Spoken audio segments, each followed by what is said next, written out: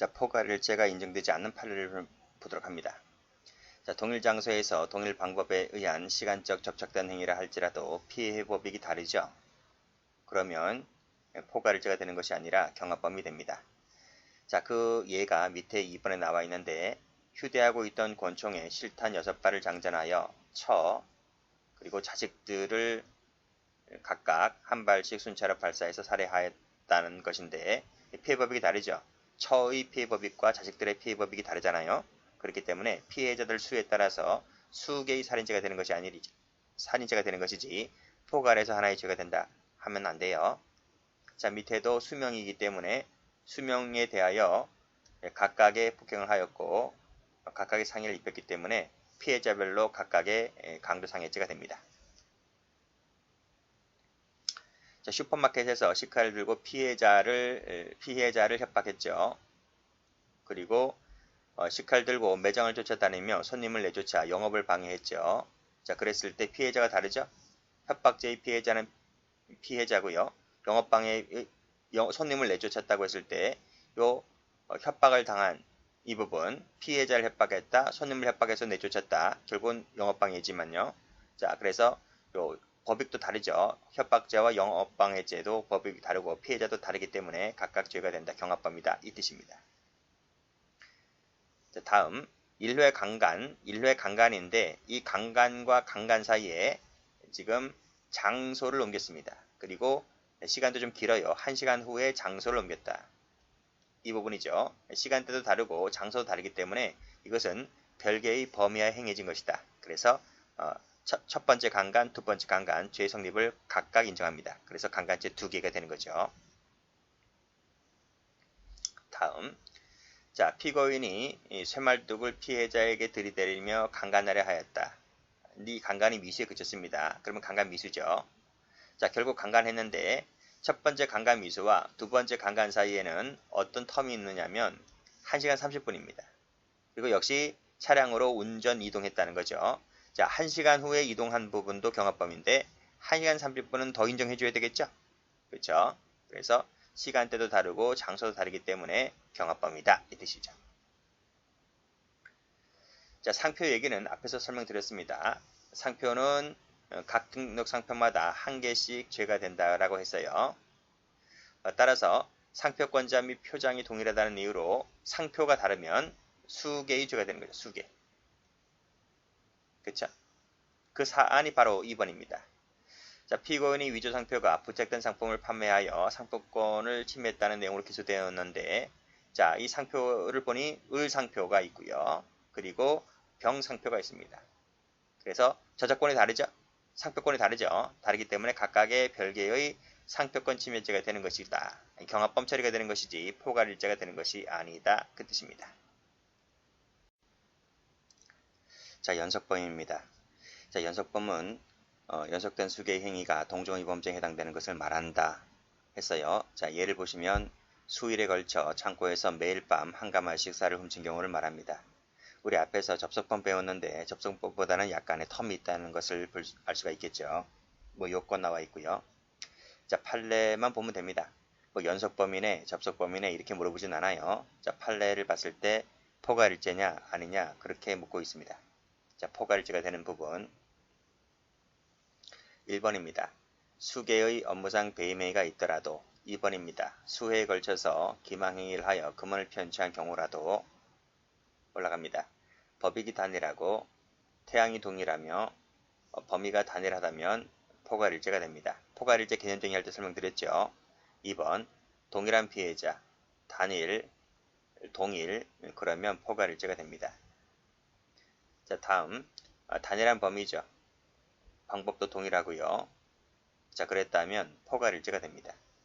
자, 수뢰죄인데 단일, 반복, 그리고 동일 그러면 받은 일자가 상당한 기간에 걸쳐 있고 또 돈을 받은 일자 사이에 상당한 기간이 끼어 있다 하더라도 포괄일죄가 됩니다. 그 사례가 바로 2번이죠.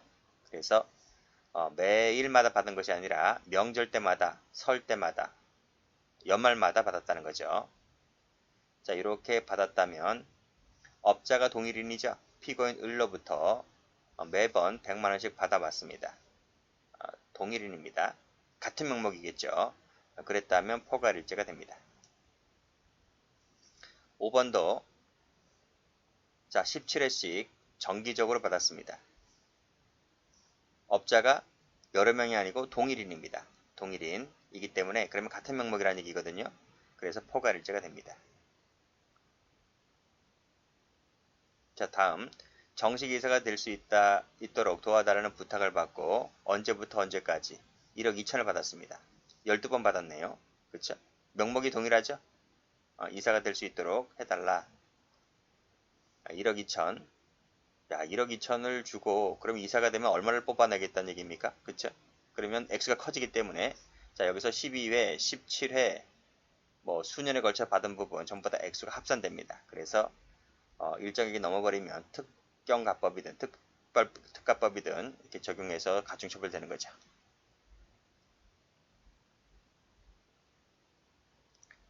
자 다음 단일 그리고 뭐 계속된 범위 아래 일정 기간 반복 그 밑에 피해법칙도 동일하다면 자 최후의 부정행위 이후에 저질러진 뇌물수수 행위도 그 이전에 뇌물수수 행위와 함께 자 이후 그 다음에 이전 그리고 함께 전부 다 포괄일제다 이런 말입니다.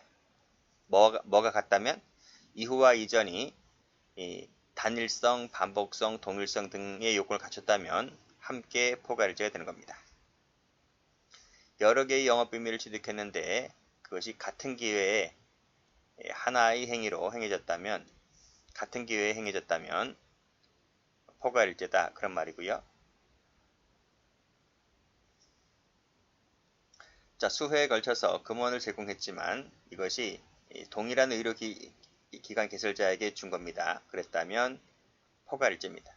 자 여기도 약국 개설자가 처방전 알선 대가로 동일한 의료기관에게 수회에 걸쳐 금원을 제공한다. 뭐 약사와 의사, 이 업자들 사이에 이 커넥션들 장난 아닙니다. 전부 다 포괄일제입니다. 자 일정 기간 동안 계속하여 환자를 보내줄 때마다 또 돈을 받아요. 야 대단하죠? 자 다음 자 이건 앞에서 말씀드렸는데 범죄단체 조직제에서 구성, 가입, 요 활동은 포괄일제다 이런 말입니다. 출제 잘 돼요. 자 음란한 영상 배포, 전시를 방조한 자가 역시 단일하고 계속된 범위 아래 일정 기간 계속 피해법칙도 동일하다면 이것이 포괄일제가 됩니다. 자 호별 방문제입니다. 호별 방문제, 호별 가구마다 방문하는 겁니다. 그쵸? 조합장 선거가 있는데 가구마다 방문해서 뭐 선물 주고 돈 주고 가잖아요. 자 그래서 이 호별 방문이라고 하는 것은 2집 이상을 방문했을 때 연속적으로 그랬을 때 성립하는 죄입니다.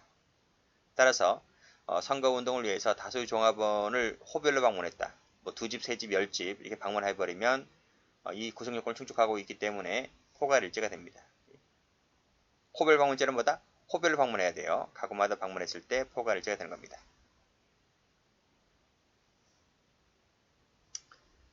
자, 국내와 외국에 각각 법인을 설립한 다음 재정부 장관에게 등록하지 아니하고 외국에서 국내로 송금한 행위. 이 부분이 국내 입금액을 국내에서 처리하고 외국으로부터 송금액에서 공제함으로써 결국 국내에서 외국으로 송금한 것과 마찬가지다. 자, 무슨 말이죠? 외국에서 국내로 송금했는데 이것이 결국 국내에서 외국으로 송금한 것과 똑같은 결과가 된단 말입니다. 그랬다면 자 이렇게 들어오거나 이렇게 나가거나 하는 것이 이퀄 관계라면 피해법익은 동일하다 봐야 되겠죠? 그쵸? 동일하다고 봐야 됩니다. 결국 물론 외국에서 국내로 송금한 것이 등록했다면 상관없어요. 근데 등록하지 않았다는 것이 이제 문제가 된 거죠. 이것이 이제 범법 위반 범죄가 되는 거예요. 자, 이 부분이 이렇게 가거나 했을 때는 결국 피해법익이 동일하다. 단일하고 계속된 범위하에 행해진 것이기 때문에 또 계속성도 있는 것이고요. 따라서 이 결국 국내에서 송금한 것과 마찬가지의 결과를 처리했다는 요건을 충족하면 포괄일제가 됩니다. 게임장에서 관광부 장관이 고시하는 방법에 의하여 경품을 제공해야 되는데 그 방법에 의하지 않고 고시하는 방법에 의하지 않고 지금 경품을 제공했다라는 이유로 두 차례입니다. 두 차례. 이 두 차례 기소가 되었는데 이 두 차례가 각각이 모두 단일하고 계속되고 일정 기간 반복하여 행해진 것이라면 그때는 이 두 차례가 포괄일지가 됩니다. 만약에 단일성, 계속성, 반복성 중에 어느 하나가 탈락되면 그 두 차례는 경합범위 되고 마는 거예요. 그래서 이 두 차례가 이런 얘기입니다. 단일, 계속, 반복하여 행해진 것이라면 포괄일제다.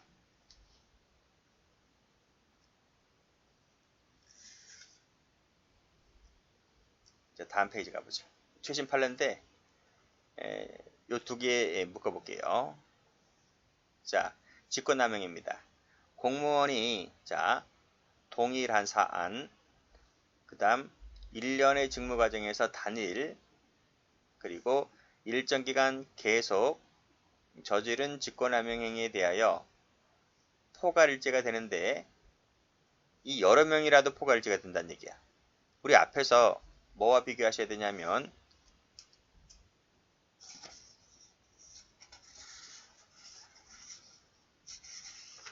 포괄일제 개념 정의한 첫 페이지 한번 가보세요. 거기에 그 네 번째 판례 보세요. 네 번째 판례 보시면 피해자가 수인이라면 포괄일제가 안 된다 했잖아요. 그쵸? 근데 여기서 그 상대방이 여러 명이면 포괄일제가 안 되는데 여기는 포괄일제가 된대요. 그래서 이 판례 조심하셔야 돼요. 그러니까 판례도 상반되는 판례가 있다라는 겁니다. 밑에 판례도 마찬가지죠. 여기도 상대방이 수인이라면 포괄일제가 된다고 나와 있어요. 여기도 똑같이 동일한 사안, 단일, 그리고 계속 뭐 이런 요건인데 수인이라면 포괄일제다. 조심하시면 됩니다. 자, 요 판례 중요하죠. 자, 수뢰 후 부정처사죄라는 게 뭐죠? 수뢰 후에 부정처사, 즉 돈을 먼저 받고 부정처사를 해주는 거잖아요. 후자란 말을 잘 기억하세요. 그럼 이 후자라는 말이 무슨 말이냐? 자, 죄를 범했다는 말이 무슨 말이냐? 그것은 수수행위가 완료된 이후에, 그쵸? 돈 받고 나서 완료된 이후죠? 완료된 이후에 부정행위가 이루어져야 한다는 의미 같은데 반드시 그건 아니다. 이거 반드시 그건 아니다. 원래 그런 것이 일반적이지만 반드시 그건 아니다. 이거. 그럼 뭐냐 도대체? 이것도 된다는 거죠. 결합범위나 결과적 가중범위에서 입니다. 결과범위나 결과적 가중범위에서만 적용되는 거예요. 자, 여기에서 기본 범죄와 마찬가지로 뇌물수수 행위를 하던 중에 부정한 행위를 하는 경우도 이 후자에 포함된다 이런 말입니다. 어느 범죄에서? 결합범위나 결과적 가중범위에서 그렇다는 거예요. 요 중자라는 부분을 색깔칠할게요. 이거는 포함이 안 된다 하면 틀려요. 조심하셔야 돼. 최신 판례입니다. 자, 따라서 자, 단일하고도 계속된 범위 아래 반복하여 밑에 피해법익도 동일하다는 이런 이 포괄일제 요건이 갖춰졌다면 자, 최후의 부정한 행위 이후에 저질러진 뇌물수수 행위도 그 이전에 뇌물수수 행위와 함께 포괄일제로 본다. 이후와 이전이 포괄일제가 함께 포괄일제가 되려면 어떤 요건이 갖춰져야 된다고요? 이런 요건 갖춰져야 됩니다. 단일성, 계속성, 반복성, 뭐 피해법익 동일성 이런 부분 인과관계 인정되고 이런 요건이 갖춰졌을 때 이전과 이후가 포괄일제다 이런 말이죠. 이건 다른 색깔로 할까요? 자, 그렇게 함께 포괄일제다. 출제가 잘 됩니다.